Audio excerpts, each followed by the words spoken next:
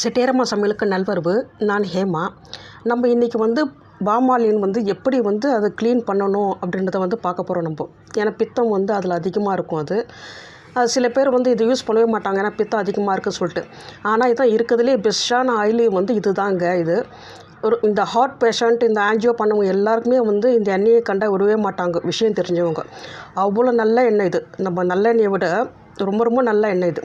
பனைமரன்றது குளிர்ச்சி தரக்கூடிய ஒரு பொருள். அது பனைமரத்தில் கிடைக்கிற எல்லா பொருட்களுமே அப்படிங்க சொல்லி இந்த பாமாயில் மட்டும் எப்படி கெட்ட எண்ணெயாக இருக்க முடியும்? இது நிறைய பேர் இதை யூஸ் பண்ணவே மாட்டேன்றாங்க. இது ரேஷன் 25 ரூபா கொடுத்து வாங்குறதுனால இது மட்டமான எண்ணெய் அப்படின்ற மாதிரி அவங்க நினைக்கிறாங்க. அவங்க கண்டிப்பாக இல்லவே இல்லை. இது எல்லா எண்ணெயை விட, கடலை எண்ணெய், நீங்கள் எந்த எண்ணெயை விட இதுதான் பெஸ்ட்டான ஆயில். இது இல்லாத விட்டமின்ஸே கிடையாது. இந்த ஒரே ஒரு பிளாக் மார்க் என்னன்னாக்கா இதில் இருக்க பித்தம் தான். அந்த பித்தத்தை நம்ம கம்ப்ளீட்டாக நீக்கிட்டாக்கா இது ஒரு மூலிகை எண்ணெய் மாதிரி. இது நம்ம போட வேண்டிய பொருள்லாம் போட்டு அந்த பித்தத்தை நீக்கிடணும். அது எப்படின்றதான் இந்த வீடியோவில் நம்ம பார்க்க போகிறோம். எண்ணெய் இது மாதிரி நல்லா காய வச்சுட்டு இதில் போட வேண்டிய பொருள்லாம் பார்க்கலாங்க.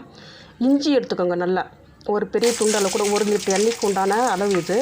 ஒரு பெரிய துண்டு இஞ்சி எடுத்து அதை தோல் சீவி நல்லா கழுவிட்டு சின்ன சின்னதாக கட் பண்ணிக்கோங்க. அது கட் பண்ணிவிட்டு அது போட வேண்டியதாங்க.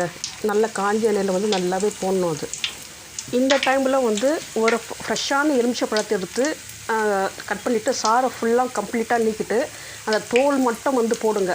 இப்போது தற்போது என்கிட்ட அது லெமன் இல்லை, சரி வீடியோவில் சொல்லிக்கலாம் அப்படின்னு சொல்லிட்டு. ஏன்னா இஞ்சியும் பித்தத்தை நீக்கிறோம், லெமனும் பித்தத்தை நீக்கும். உங்கள் எல்லாருக்குமே நல்லாவே தெரியும். ஸோ அந்த மாதிரி போட்டு நல்லா பொரியிற அளவுக்கு பண்ணிக்கோங்க. இப்போ நெக்ஸ்ட்டு போட பொருள் வெத்தலை போட போகிறோம். இந்த வெத்தலை எதுக்குன்னு சொன்னாக்கா, வெத்தலையோட குணம் என்னாக்கா சளியை நீக்கும். ஏற்கனவே இந்த பனை எண்ணெய் தானே இது, பாமாயில். அது கொஞ்சம் குளிர்ச்சியான எண்ணெய்னால இது போட்டோன்னு வச்சுங்க கொஞ்சம் சமன்படுத்தும் அந்த குளிர்ச்சியை. அதெல்லாம் தொண்டைக்கும் நல்ல இதமாக ரொம்ப நல்லாவே இருக்கும். வெத்தலை போட்ட உடனே நீங்கள் என்ன பண்ணணுன்னாக்கா கொஞ்சம் தண்ணி வந்துடுங்க. ஏன்னா படப்படன்னு புரியும் உங்களுக்கு. நீங்களே பாருங்கள், இப்படி புரியுது பாருங்கள். நல்லா இதோட எசன்ஸ் எல்லாமே எண்ணெயில் இறங்கிடும் நல்லாவே. இதுவும் நல்லா பொரியணும். நல்லா கிளறி விட்டு நல்லா பொரியணும். நல்லா நான் 3 வெத்தலை போட்டேன். நீங்கள் எக்ஸ்ட்ரா வேணும்னாக்கா உங்களுக்கு தேவைன்னாக்கா 1 2 கூட எக்ஸ்ட்ரா நீங்கள் சேர்த்துக்கலாம். நீங்கள் எல்லாமே பொரியணும். இது நல்லா பொரிஞ்சப்புறம் கடைசியில் புளி போட போகிறோம். இந்த புளி எதுக்குனாக்கா, மேனுஃபேக்சர் பண்ணுறதுக்கு முன்னாடி எங்கெங்கே எத்தனை நாள் எப்படி இருந்ததோ, ஏன்னா அது எண்ணெய் காரம் தன்மையாக இருக்கும். சில எண்ணெயெல்லாம் பார்த்தாக்கா நம்மளுக்கு பேக்காய் வரத்துக்குள்ளே எத்தனை நாள் இப்படிலாம் இருந்ததுன்னு தெரியல. அதனால் நான் எண்ணெயில் இருக்க அந்த காரத்தன்மையை அது நல்லாவே நீக்கிறோம் எண்ணெய். அதுக்காக தான் புளி போட்டு காய்ச்சுவாங்க. புளி பித்தத்தெல்லாம் நீக்காதது, அந்த காரத்தன்மையை எடுக்கிறதுக்காக தான் புளி போடுவாங்க. பொதுவாக கடலை எண்ணெய் கூட எங்கள் அம்மா புளி போட்டு காய்ச்சுவாங்க. எண்ணெய் ஒரு மாதிரி காரல் மாதிரி இருந்தாக்கா காய்ச்சிட்டு அதை ஆற வச்சு வடிகட்டி எடுத்து வைப்பாங்க. அதுக்காக தான் புளி போடுறது. மற்றபடி புளியால் எந்த ஒரு இதுவுமே இல்லை. உங்களுக்கு தேவைன்னா போட்டுக்கோங்க. ஆனால் முக்கியமானது லெமனோட தோல், வெத்தலை, இஞ்சி 3 தான் முக்கியமான பொருள். அது என்கிட்ட லெமன் இல்லாத தொட்டு நான் லெமன் போடலை. காஞ்சி போன லெமன் தோல் இருந்தால் கூட நீங்கள் ஒரு 2 பீஸ் 3 பீஸ் நீங்கள் போடலாம். நீங்கள் இது மட்டும் நீங்கள் பார்த்துக்கோங்க. இது நல்லா நல்லா பொரியணும். நல்லா இந்த புளியெல்லாம் நல்லா பொரிஞ்சு மேலே வரணும். மேலே வந்தாக்கா நம்மளுக்கு நல்லா எசன்ஸ் எல்லாமே அது எண்ணெய்க்குள்ளே இறங்கிட்டுருக்கும். இது கிட்டத்தட்ட ஒரு மூலிகை எண்ணெய் மாதிரி ஆகிடுச்சு நம்மளுக்கு.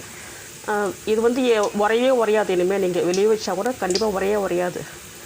சாதா எண்ணெய் பார்த்தாக்கா ஒரு டால்டா மாதிரி அப்படியே உறைஞ்சி போய் இருக்கும். அது பார்க்கறதுக்கு நல்லாவே இருக்காது, குழன்னு இருக்கும். இது நல்லா தெளிவாக ரொம்ப நல்லாயிருக்கும் இந்த எண்ணெய் இது. ஸோ இதுதான் இது ப்ராசஸ் இது தான் பண்ணணும். இப்படி தான் பண்ணணும். ஒரு கரெக்டான முறைனாக்கா இது தாங்க நீங்கள் பண்ணணும். இது மாதிரி பண்ணிவிட்டு நீங்கள் எடுத்து வச்சுட்டாக்கா உங்களுக்கு யூஸ் ஆகும். இது ஒரு மாதத்துக்கு ஒரு எண்ணெய் கண்டிப்பாக பத்தாது.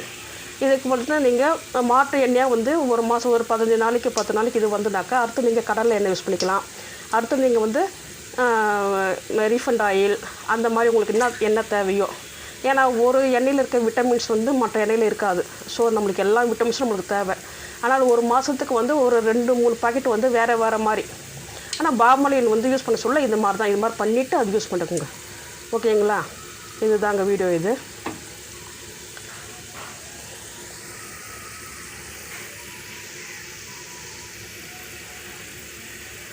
நல்லா வந்து பொரியணும் பாருங்கள். புளி பாருங்கள் மேலே வந்துச்சு பாருங்கள் பொரிஞ்சப்புறம் நல்லா.